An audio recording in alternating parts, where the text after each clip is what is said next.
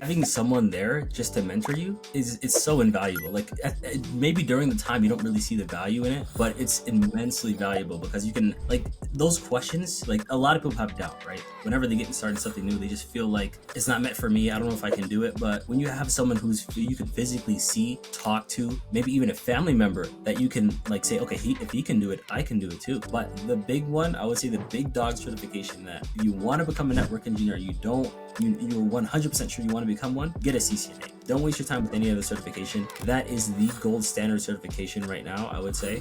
I've been involved in some sort of networking projects or things that I've worked on in the various roles that I've worked on in the tech industry.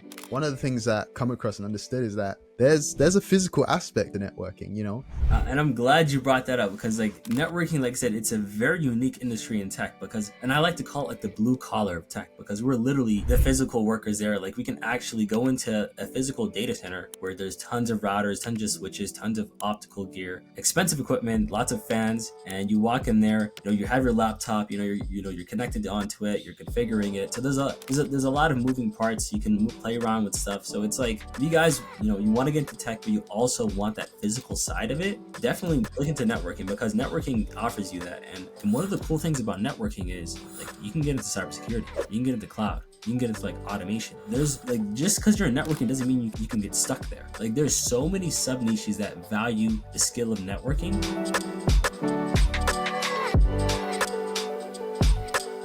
Hello and welcome to the Tech Certified Podcast. I'm your host, Caleb, only certified.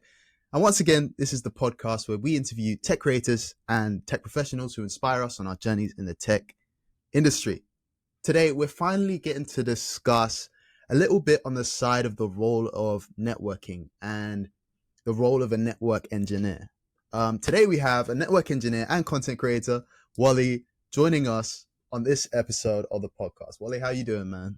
Good, Caleb. I'm doing well, man. So excited to be on this podcast. Definitely, I've done some podcasts before, but definitely haven't done one in a while. So super excited. Amazing. This is going to be fun. And we'll start off, as we always do, by just asking you, who is Wally? And tell us a little bit about yourself. Yeah, so my name is Wally. As Caleb said, I'm based here in the United States, specifically Denver, Colorado. I'm into so many things. Like every day I feel like I get a new hobby. So like right now I'm like into tennis and that's like my new grind right now. But as for like what I do on a day-to-day basis, I'm a network engineer that I've been for about almost 3 years now. So I've been doing that. But I went to school, got a degree in computer information systems. And as of now, I've just been working. I just started a YouTube channel pretty recently, and that has been pretty fun, pretty exciting. We'll get to talk about that pretty soon. But that's been super fun. But that's basically me in a nutshell. I'm into tech, I'm into sports, I'm into gaming, I'm pretty much into anything. I got a whole range of hobbies, but that's a little bit about me. Amazing, so cool. And like, I've been following you just recently as you've been doing your content creation, and I realized like seeing your LinkedIn and everything, like we've had probably similar lengths of career, and I figure like in 3 years or like 2 years and 8 months or whatever, a lot happens in your career and you learn a lot and you do a lot. 3 years is actually such a long time when you look at it as it is. So I just wanted you to briefly walk us through your journey of how you got into tech and also just how you got to where you are. So just give us a Yeah, brief walkthrough. most definitely. So first of all, I started off. I've always been in tech. Like I've always had a fond interest, messing around with computers, Mm. messing around like trying to fix up routers, doing a little bit of programming, a little bit of programming, gaming, all that kind of stuff. So I've always had a mystique and an interest in technology, no matter what I've been into. And I've always came back to that, right?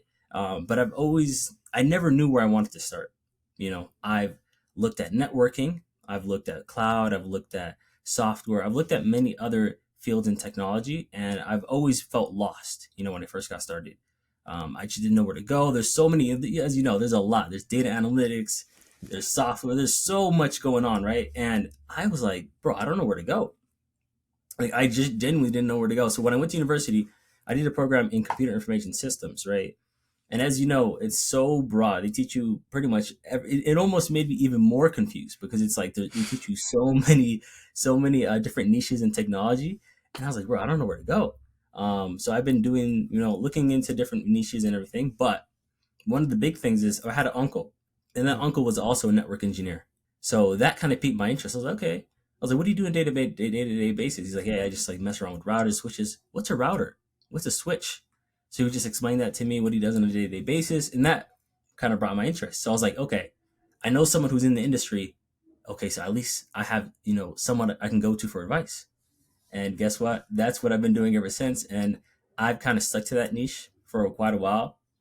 And I've looked into many other niches. I've looked into software and everything, but I've always stuck to networking. And what I've done is while I was in school, I was like, okay, after like year 2 or 3, because I was originally supposed to be a civil engineer, which I was doing like my first semester in college.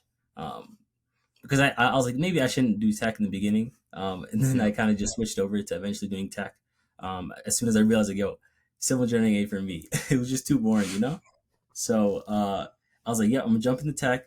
So after like second semester, I was like, yo, I'm doing tech. So I did tech for like ever since, and I graduated with CIS degree.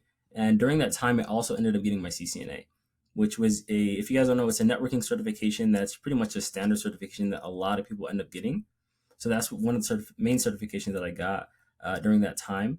But also the thing I really wanted to focus on was actually getting experience during that Mm. time. So I was like hanging out with my uncle all the time. He would give me all the inside scoops, all the little tips, all the little hacks, and I use all that time to gain as much experience as I possibly can. And during that time, while in university and getting my CCNA, right after I graduated, I was able to land a role as a network engineer in the same company that I'm currently in right now. And in that company, I've learned a ton, man. So Mm. much information. Because obviously, as you know, when you first get started in any career, the school and the actual job is completely different, one hundred Yeah. percent different. Because you'll notice that too. Like a lot of people say, "Oh, I'm learning this, I'm learning that," but then once they get to the position, maybe they're learning a different code base, or they're learning, or you're not even doing technology. Like it's people will get surprised how different it is when in the real world versus in university. So that first couple, I would say, months when I first got started was intense. Like Yeah. everything was new to me, having to reply to emails, having to learn new things on the fly. And also like I'm in operations. So like, when you work in operations is, if you make an outage or mistake, that's going to cost the company, money. So it's, you don't, there's a lot of risk involved as well. So I was like, okay, I don't want to mess up anything. So you're always very cautious. But I've grown within this position. One of the main things I did was always ask questions. Don't be afraid to be dumb. Don't try to be alone. Don't try to, try to figure it out on your own and waste time, because at the end of the day, there's people there. Um, ask for help as much as you possibly can, and I use that throughout my entire career. And as of now, like I'm pretty comfortable in my position now. I've learned quite a bit, and now I'm just trying to help other people out who are just getting started. Because a lot of people, like as you know, networking is an industry that's not that talked about from what Mm. I've seen. It's a very low key industry, and it makes sense because like networking is so not really complex, but it's more like behind the scenes, right? You don't really see it. You're using very specialized, expensive equipment that's like over hundreds, thousands, even millions of dollars, or even billions. Some spots. So it's like it's crazy how expensive the equipment is. So you don't really get to see it behind the scenes, but it's definitely a lot. And I've learned a lot during this position. So that's basically where I'm at right now. So I'm almost getting through Amazing. 3 years, which is crazy. So yeah.